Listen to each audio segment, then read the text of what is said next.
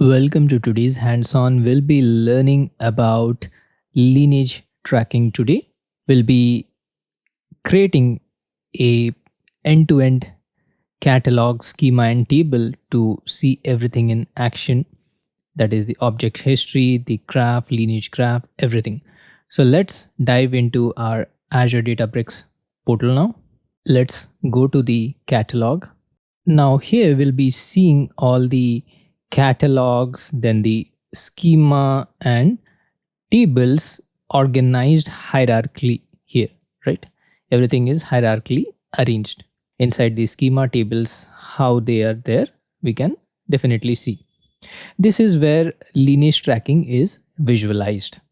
Now let's click one of the information schema. This will be by default in your Databricks as well by default. Let's open one of this. And lineage, please remember, it's tracked at the object level, that is table views and materialized views. We'll be creating tables and views in a short while. Please hold on for a few minutes. Now here, if we go down, we have the owner. So ownership defines who controls permissions and governance of the object. So we can anytime view or verify the assigned owner.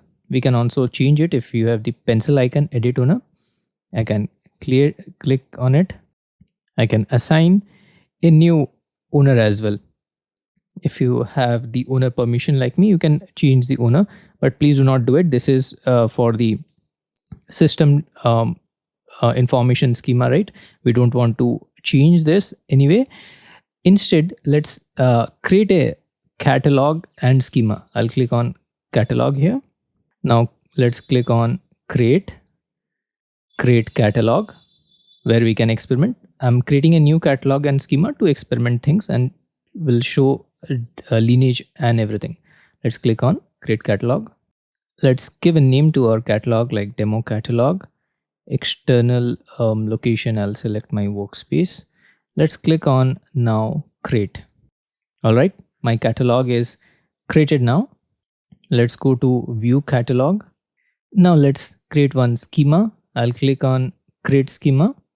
Let's give a name to our schema. And let's say I want to name it sales. Now let's select the same workspace. I'll click on create now. Now if we look here, we have created this like demo catalog, then the sales schema and all, right? We have created, and inside that now let's create some tables. I'll quickly duplicate this tab because we'll be needing this in a short while. Now let's go to our SQL editor here on the left hand side. Let's click on SQL query. Now let's create a table and insert some dummy rows. Let's select our catalog and our schema, that is its sales schema. Let's first we'll go step by step. Let's first create a table. We'll click on run here. Let's start, attach and run as serverless starter. All right, our table got created. Table name is customers. Let's insert some dummy rows into the table now. All right, so 10 values got inserted. Now I want you to pay close attention because this is where we'll be creating a derived view where our basically lineage demo tutorial will play more weightage. So now if you look, we are creating a view here. Let me run and I'll explain what it does. So basically it stabilizes dependencies between the view, that is our view name is high splendors, and our base table. Our base table we know is the customer, right? Unity catalog automatically tracks this lineage. We'll be seeing it in a while. Let's first finish up with the SQL commands. Now using the SQL as well, we can verify the lineage using the simple select star. If we run this, so this will basically confirm that lineage is functional. The view pulls from the governed table, which is our customers table. Now let's go back here. Now remember we have created the sales schema a few moments back. Let's first refresh this catalog because we have fired few commands. Now in our catalog explorer, we'll navigate to the views which we have created, that is high splendor. Let's click on high splendors. Now let's go to our lineage tab here. So here if we look, there is a upstream dependency.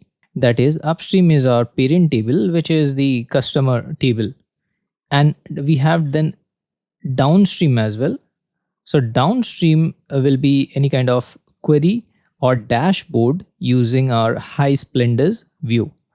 So please remember the difference between upstream and downstream. Upstream is easy to remember. That is, it will be our definitely the customers table, right? Now here something on the right hand side, we have a lineage graph. Let's open this lineage graph. Now this lineage graph is a kind of visual map how data flows. If you look, this is our customer table, right? We have created one view. How the data has flown, we can see in the view. Please note that we have removed the city. Previously it had city in the customers. In the view we have removed it. We can see city is not present. So basically this provides end-to-end governance visibility, which is critical for compliance and debugging. Now let's close this. Now here we have another thing called history. So history, it won't show because we need some kind of like drop and other SQL queries as well. But we can see the history for the customers table for now. Let's click on it. And there we go. For the history for the customers, we can see the audit of changes. That is any kind of create table, alter, drop, everything will be recorded here. So history tab shows us the audit log of the changes. So that's what goes the tutorial for a lineage tracking. I hope you found this tutorial helpful. Thank you so much for watching. Let's meet in our next lecture.